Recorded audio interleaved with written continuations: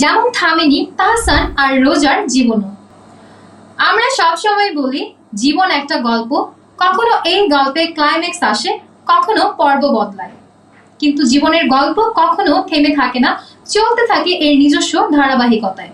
যেমন থামেনি তাহসান আর রোজার জীবনও। তাহসান যিনি ভাঙ্গা সম্পর্কের পরেও নিজেকে গুছিয়ে নিয়েছেন, রোজা যিনি প্রবাসীর থেকে নিজের একটি আলাদা পরিচয় তৈরি করেছেন।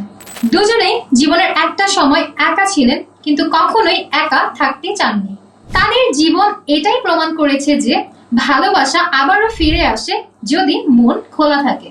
আর ম্যাট্রিমোনিয়াল অ্যাপস এটাই বিশ্বাস করে যে জীবনটাকে নতুন করে শুরু করার সুযোগ সবারই প্রাপ্য।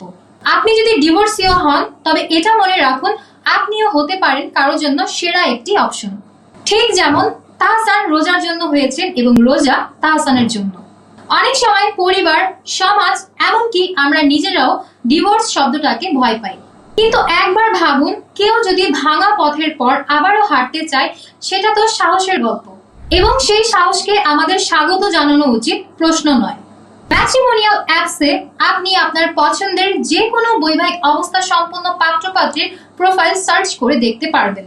আপনি ডিভোর্সি হন বা বিপত্নিক হন কিংবা সেপারেশনে থাকেন, সকল বৈবাহিক অবস্থার সকল শ্রেণী পেশার মানুষের জন্যই ম্যাট্রিমোনিয়াল অ্যাপ সবসময় উন্মুক্ত। আমাদের প্ল্যাটফর্মে বৈবাহিক অবস্থা কোনো বাধা নয়, বরং একটি পরিচয় যা সম্মানের যোগ্য।